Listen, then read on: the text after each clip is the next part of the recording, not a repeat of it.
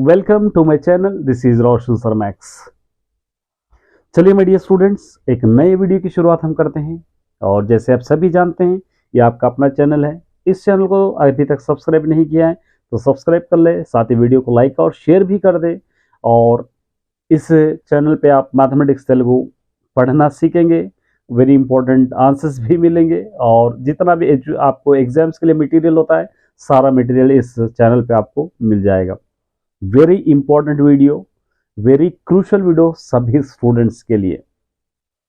My dear students, board exam जैसे ही ख़त्म होते हैं तो बहुत सारे स्टूडेंट्स कॉन्फिडेंस होते हैं कि हमने बहुत अच्छा लिखा है, हमको कंपलसरी पासिंग मार्क्स आ जाएंगे। बहुत सारे स्टूडेंट्स का आपको रहता है। मैंने जब एक टॉप स्टूडेंट्स का पेपर मैंने लेकर चेक किया है तो पता चला कि आपका कॉन्फिडेंस कितना है। देखिए एक बार ये वीडियो आप देखिए, आपका पेपर किस तरह करेक्शन होगा, पेपर के अंदर कैसे मार्क्स अलॉटमेंट करेंगे। एक बार वीडियो। यह है किसी स्टूडेंट्स का एक पेपर जिसने ऑलरेडी बोर्ड एग्जाम लिख चुका है। ये आप सभी जानते हैं इस पेपर को। ये यहाँ पर OMR शीट रहेगी ये, और ये बार कोड ये आपको पता ही है, ये कोड नंबर होगा, ये बार कोड ये सारे पता है। ये बहुत इंपॉर्टेंट पार्ट है। देखिए ये जितने भी यहाँ पर कॉलम 1 कॉलम 2 है, ये आपके क्वेश्चंस के आंसर्स के मार्क्स सही है। आप जो अटेम्प्ट किया है उसी के मार्क्स सही है। देखिए यहाँ पे फर्स्ट क्वेश्चन के 0 मार्क्स है, सेकंड क्वेश्चन के 0 मार्क्स है, थर्ड क्वेश्चन के 0 मार्क्स है, फोर्थ क्वेश्चन के 1 मार्क्स है, यहाँ पर 12th क्वेश्चन के 1 मार्क्स है, 13th वाले के 3 मार्क्स है, 15th के 1 मार्क्स है। इस तरह यहाँ पर आप दे रखा है, हाफ मार्क्स है, 1.5 है, 2.5 है, 1.5, इस तरह मार्क्स यहाँ पर अलॉटमेंट। मैंने इससे पहले भी कहा था कि पेपर करेक्शन करना बहुत आसान होता है, लेकिन उसकी प्रोसेसिंग बहुत ज़्यादा होती है, सारे मेंटेन करना पड़ता है। और यहाँ पर एक बंडल में कितने पेपर्स रहेंगे, 5 बंडल्स का एक पेपर रहेगा, ये रहेगा।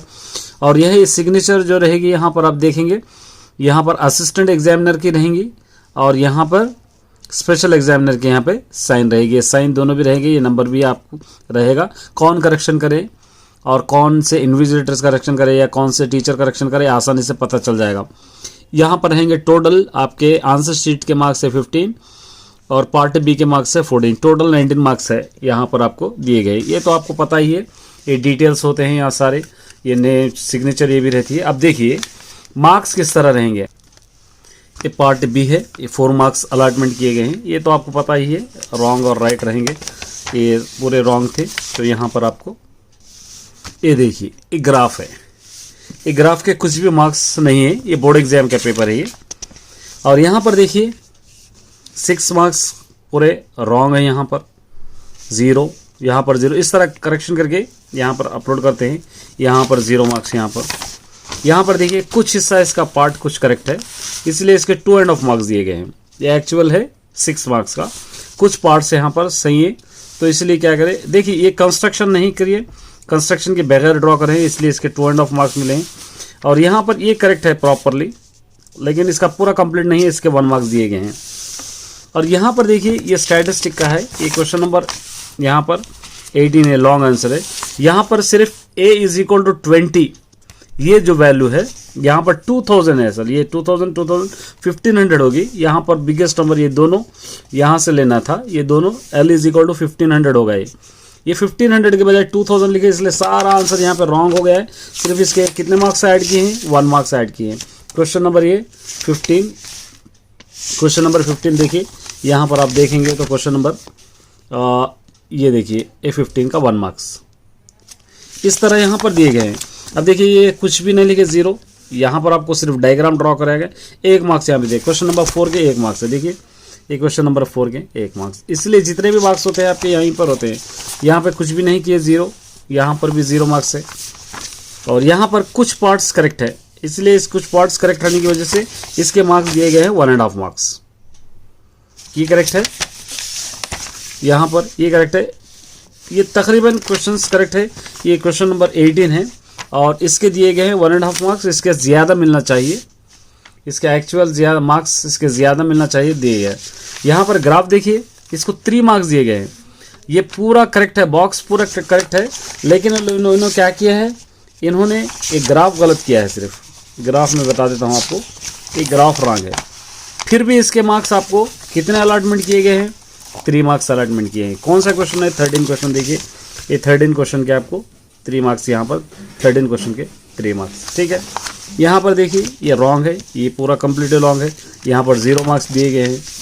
यहाँ पर कुछ हिस्सा इसका करेक्ट है, इससे 1.5 मार्क्स इसके दिए गए हैं। ये एक्चुअल है 6 मार्क्स का, और यहाँ पर दिए गए हैं कुछ मार्क्स क्योंकि यहाँ पे कुछ रॉन्ग किए गए हैं, ये स्टेप्स यहाँ पर दिए गए हैं, इस तरह आपको लिखना है। तो इस तरह पेपर करेक्शन होगा, उसके सारे मार्क्स अलॉटमेंट होंगे। यहाँ पर आप चेक कर ले सकते हैं, कुछ भी गलत रहा तो यहाँ पे चेक देख सकते हैं। तो ये देखिए आप। डियर स्टूडेंट्स, स्कूल में एग्जाम लिखना, बोर्ड एग्जाम में लिखना बहुत डिफरेंस होता है।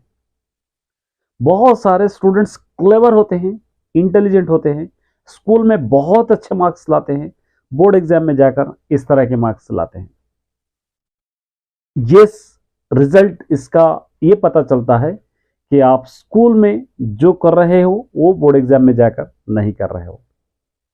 ये गलती आपको कभी नहीं करना है, क्योंकि बोर्ड एग्जाम का पेपर किस तरह करेक्शन होगा आपको पता ही। आपके अपने टीचर्स नहीं होते, आपके अपने पढ़ाने वाले टीचर्स नहीं होते। डिफरेंट स्कूल में आपको एग्जाम लिखना पड़ता है और वहाँ पर प्रॉपरली आपको लिखना पड़ता है। अगर आप कोई स्कूल में कभी गलत भी लिखते हैं तो टीचर से आप आर्ग्यू कर सकते हैं, पूछ सकते हैं कि हमको इतने मार्क्स क्यों काटे हैं, फिर भी आपके टीचर हो सकता है बढ़ाते हैं। लेकिन बोर्ड एग्जाम में इस तरह नहीं है, आपने क्या लिखा है आपको पता ही नहीं चलेगा जब तक आप उसके लिए पेनल्टी या पैसे भरकर आपका पेपर नहीं ले।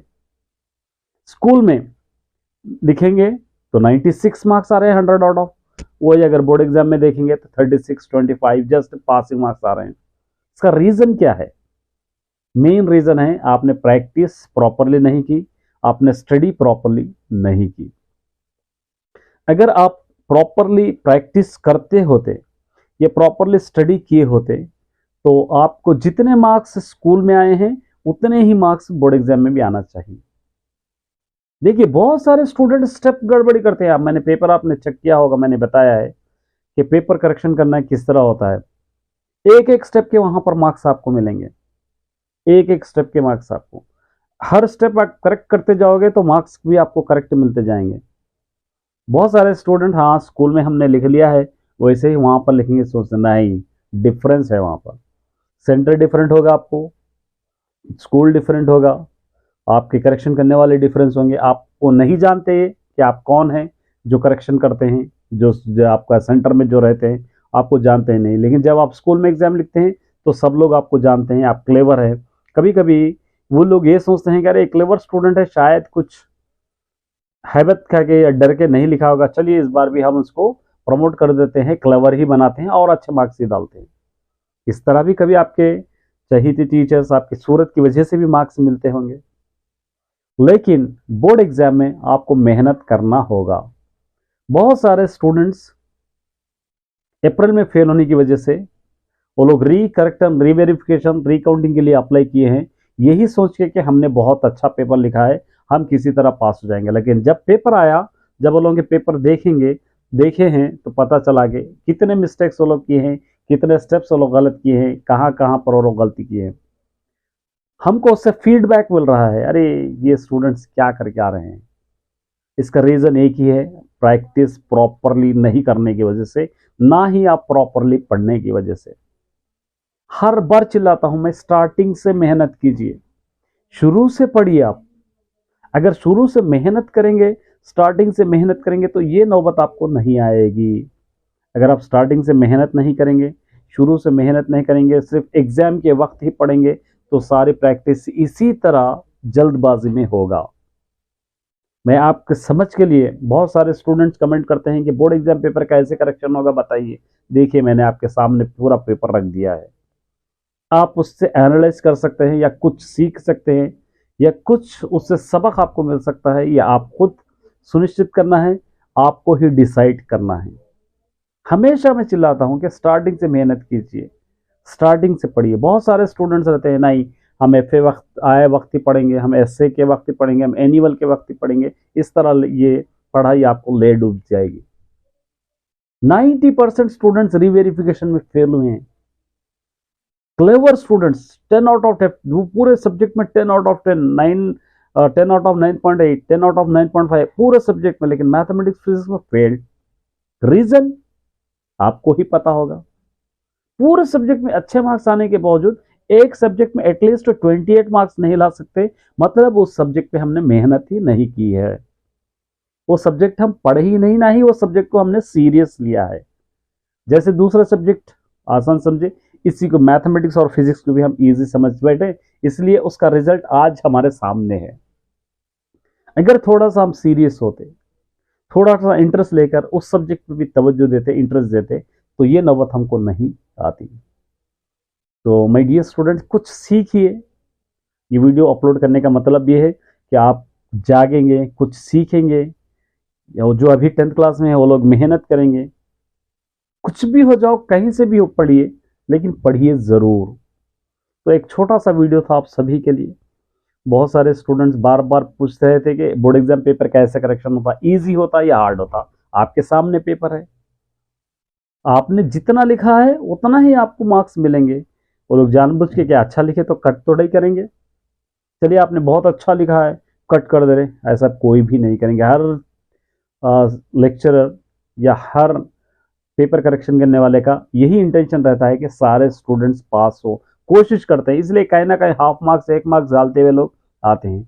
कुछ भी नहीं लिखा आपने, बिल्कुल गलत लिख दिया है, तो तभी वो लोग 0 मार्क्स डालते हैं।